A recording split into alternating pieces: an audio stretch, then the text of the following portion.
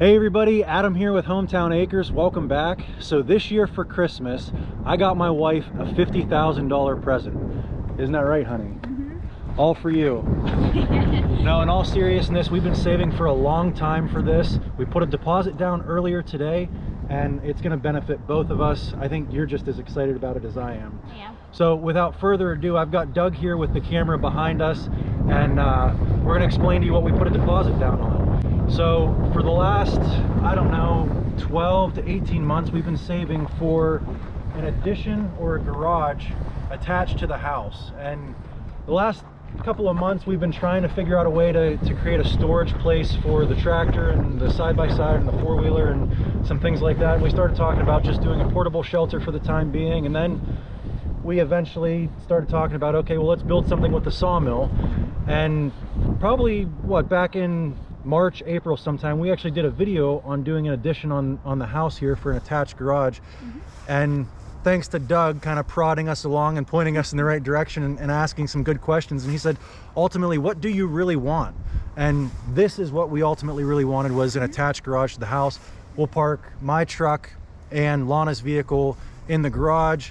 The garage now will get turned into just a dedicated workshop and a place to store the tractor, four-wheeler, and side-by-side. So I think, Doug, you had some questions here for us. Yeah, and I think ultimately it came down to, what does your wife want? That's very true. So like I said, we've been saving for 12 to 18 months for something. And the longer that account started to grow, the more and more I was like, you know, I could go for an excavator too. I'd been thinking about getting an excavator. And I thought, you know what, the attached garage for the house really benefits both of us. The excavator would have been just for me. So that's what we ultimately decided. Was we put a deposit down today on the garage, and we decided we'll wait another year or two, or however much longer it takes us to save for the excavator. But that's the update for today. All right, so we're in here next to the wood stove in what is going to be the future equipment hobby garage that currently is storing all of our daily drivers. But like I said earlier, those are going to get moved into the new garage, and you'll be able to park in a garage attached to the house, and Yes. You won't have to go outside to get in your vehicle or carry groceries in or anything No, like I'm that. really excited about being able to bring the groceries in while I'm trying to bring in the rain, trying to drag Anderson out of the car that I'm running down the hill. Yeah. So, yeah. So, I mean, ultimately, when you said that this is for your wife for a Christmas gift, the reality of it is it really is a nice gift. Yeah. Yes. But at the same time, I'm saying that all jokingly, but it really is going to benefit both of us. Mm-hmm. Some other things like, so right now when I bring firewood in for our wood stove, I park an IBC tote outside the house, so I've got to go outside to get firewood for the wood stove in the living room. Whereas now I'll be able to just bring the tractor with the pallet forks and an IBC tote full of wood into the garage. I won't even have to put a coat on to go get firewood. Mm-hmm. And I won't have to do any stacking or anything because it's going to be in the IBC tote in the garage already stacked. So that's So talk a little bit about the size of the garage that you decided on. So for starters, we put our deposit down today, but they are booked out until the end of March or the beginning of April. So even though we kind of are getting our ducks in a row right now, it's still going to be a little bit until we get started. But as far as the size, the trusses are going to be 30 feet wide and it's going to be 46 feet deep. But not all of that is going to be a garage. The first 16 feet of that 46-foot truss, we're actually going to bring those walls in and make that a breezeway, and then we'll have a covered porch on the front of that breezeway and a covered porch on the back side of that breezeway that's then going to overlook the pond, which I think is going to be really cool. Yeah. The nice thing about that is that, as we were discussing, it utilizes the roof trusses to actually create part of the covered porch. So it's not an added expense. Right. And it'll make a really nice, as you guys both said, you'd love to have something covered in the summertime here because there's no shade anywhere. Yeah, if any of you guys have been watching the channel for a long time, you've seen some of the drone shots of the house. We don't have any covered porches or any shade. It's a house sitting up on top of a hill, and we just get baked up there. It's like living inside a microwave. Yes. And when it's 90 degrees outside, we can't even go outside. We can't do anything. So it'll be nice to have a spot that'll actually have a roof over it that we can sit outside and enjoy the shade. We bought this place for the view we can't even enjoy it. Yeah. So I'm excited to be able to sit outside, enjoy the view, like with coffee Yeah. in the morning. And we'll have the pond now too to look at. Yeah. Now explain the breezeway a little bit. And I know that would probably be more for, you're going to have a door on the front side, the back side, but what else is that going to give you room to store? So in our house right now, where most people come into our house is the back door where we've got a laundry room. And this is going to give us a whole new entrance or front entryway to the house. We're going to be able to put a really nice, good size coat closet in, place to put shoes and things. It's going to be basically just a big mud room, but it's going to be probably a 16-foot wide by 12-foot deep mud room. It's going to be a good size. So we'll have plenty of places to kind of hide things. And because right now when we walk in our laundry room, I mean, we've got shoes on the floor, you know, coats everywhere, and just because it's such a tight space. So this is going to really open things up for us. And, you know, with everything we've been learning from Doug with, you know, organizing stuff, you've got to have a place for everything. He keeps blaming me. You also got to have room to put a place for everything. And that's what this is going to give us, is just a little bit more room to put some things. So what is the number one thing you're looking forward to when this garage is finally done? What are you most excited about? Oh, that's hard. I mean, I'm really excited for the new entryway, because I really don't like that everyone comes in through the laundry room and there's always mud and wood chips on his clothes everywhere. So I'm excited Sawdust for and wood sawdust, all that. So excited for it to not always be there. But I'm really excited for the porch, for us to be able to sit outside Yeah. and spend more time together outside. Well, the other thing too is, and this is a very small benefit, but like I said, we don't have anything that's covered under a roof. So when all of our Amazon packages and things get delivered to the house, they don't have anywhere to put them under cover. No. So if we don't get out there right away to pick up those packages and it's raining, some of our stuff has gotten ruined in the past. So this will be nice. We'll have a covered porch that the FedEx and UPS and all those delivery drivers have a place that they can put it underneath the cover. And we don't have to worry about being home when we've got expensive packages being delivered. All right, here's a couple other ideas for you. When you get home and it's pouring down rain Yeah. at nighttime and you got groceries and a kid, Right. being able to pull into your garage, close the garage door behind you, Yes. and unload everything. And it's not a hurry, it's not a rush. Yeah. It's a convenience. It like I say, you know, on some occasions, it just makes you smile. Yeah. So we talked about the overall dimensions of the garage, and then we talked about the dimensions of the breezeway, but the actual dimensions of the garage portion that's going to store the vehicles is going to be a 30 by 30. And that was another recommendation by Doug. He said, hey, if you're going to do a garage, I wouldn't go any less than 30 by 30. And then we're going to do one 24-foot door.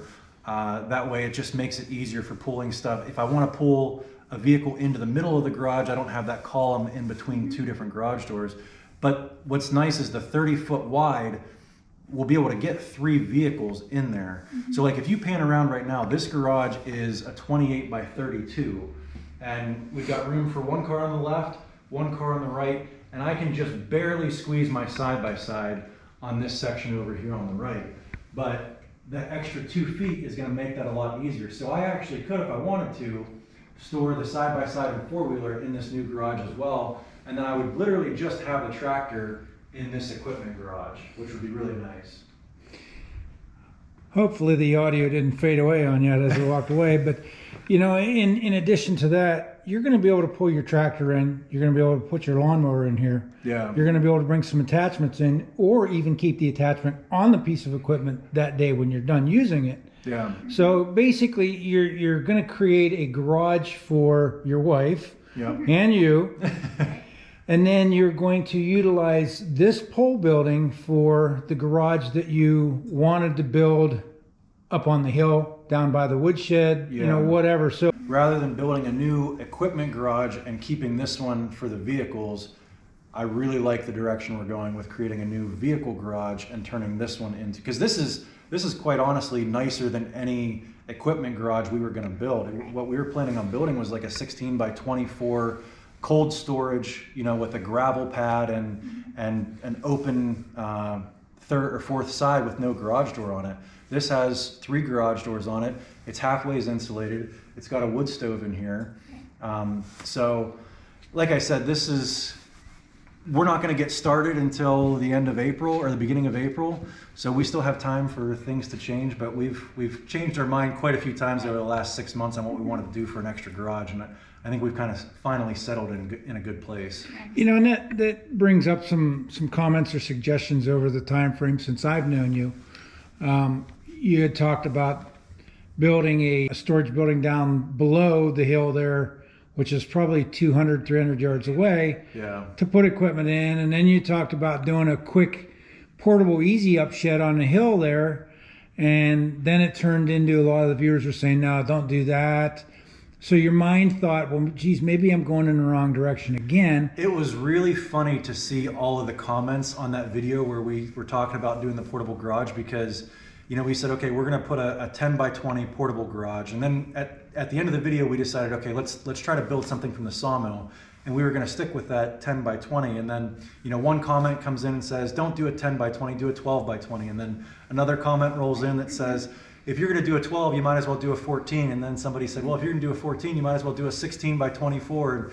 And before we knew it, the comment section was saying, oh, we should put up a 30 by 70 building. It was kind of funny how the comment section snowballed. So, and the most interesting part about that is all your viewers don't realize what your lay of the land looks like here. There's only so much you can see on camera. I mean, I try, we've got the GoPro, which has a nice wide angle And lens. I'm going to pan out the window here as you're explaining this. Yeah. This is the back of your workshop and the hill behind your garage.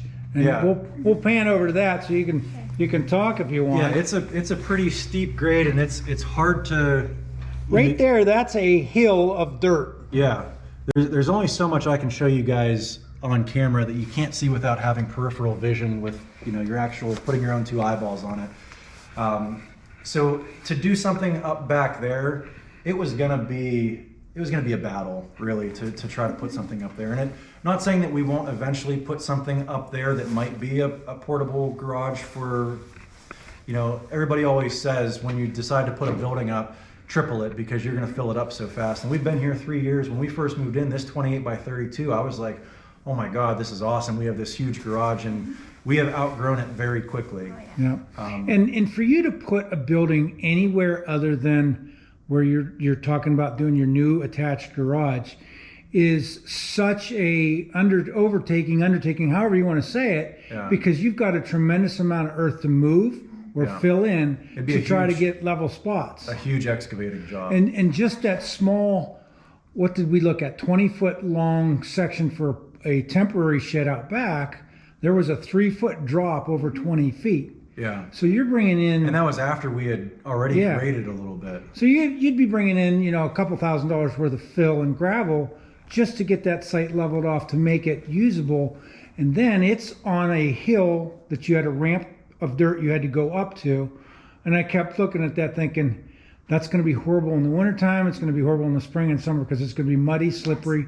You won't be able to use it. So now we do have some hurdles that we're going to have to do before we get started with this. We're going to have to move our fence, all of our utilities, all of our meters, our electric meter, our gas meter are on that side of the house. So we're going to have to get our utilities moved. And then we are going to have to regrade our driveway too, to kind of cut in towards the new garage door. So we'll have some fill that we'll need to bring in to do and that. content. And most importantly, and content for you guys. But I think it's going to be a fun project. We've got a company that's going to come in, and I love how quickly those companies will put up pole buildings, because the foundation of this is going to be a pole building foundation. And they said they'll have the shell up probably in 3 days. And then after that, then you've got to do the concrete, and you've got to figure out all the utilities and all that. So once the shell up, things are going to go a little bit slower. But Touch on the foundation, because I know somebody's going to ask, and how you chose that. so we're not doing a block foundation. A block foundation was going to be a $6,000 upgrade over a pole barn foundation. We are doing it's called a permacolumn foundation, and it's only a $1,200 upgrade. But basically, instead of sinking your 6x6s 4 foot down into the ground, they take a concrete 6x6 and put that into the ground, and that brings that concrete 6x6 up out of the ground probably 2 foot, and then they lag bolt your wood 6x6 on top of that. So you don't actually have any wood into the ground, and it turns your foundation into lasting from 40 or 50 years into a 100-year foundation. So I figured for $1,200 that was money well spent. Yep. And then you had talked about you're looking at the possibilities of putting in-floor heating in the breezeway. Not sure if you're going to do that, but that's one of the things you had brought up to me. Yeah, so right where the breezeway is going to go into the house, we actually have a baseboard radiator that it should be pretty easy to take the plumbing from inside the house and just directly plumb in-floor heating into that, because the whole thing is going to be a concrete pad, so we'll put in-floor heating in the concrete in the breezeway. We're going to insulate the garage, but I don't think we're going to do heat in the garage. The other thing I would say is when you build a garage, spend a little bit of extra money to make provisions to get the stuff there that you might want there. We're gonna make sure that we have gas plumbed into the garage for adding something in the future. Maybe A water line, a telephone line, yeah, internet line, whatever, because that the house being attached to the garage now, it's a forever thing for you guys. yeah. Yeah, so I definitely want to be able to add water. Maybe put a little wall propane heater on there, or something that if we want to heat it up in there, we can.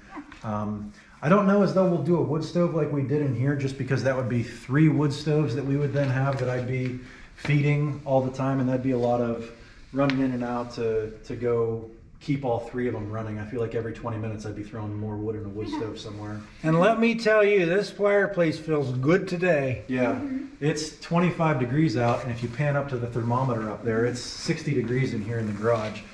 So it's nice and comfy in here, but it is a lot of work. It's a lot of cutting, splitting, and stacking, and then maintaining the fire. Right. So I think maybe for the garage in the house, we'll get something a little bit more automatic. Yeah, that'd be nice. So. But anyway, that's the big news for us here wrapping up 2021. I want to take a minute and thank all of you guys for watching our videos, subscribing, commenting down below. You guys have made our channel a huge success, and I couldn't be more thankful. Again, I'll probably be posting this video on Christmas Eve, so I want to wish everybody Merry Christmas. Yeah, Merry Christmas, Happy New Year. We're very thankful for you guys. Yeah. Do me a favor, if you guys have any suggestions, if anybody's built a pole building recently, if there's anything you would do differently, or if you have any advice going into a project like this, leave them down below. Also, on a more funny note, let me know what you guys are getting your wives for Christmas. If you guys enjoyed this one, give us a big thumbs up, click that subscribe button. We'll catch you on the next one. Thanks for watching.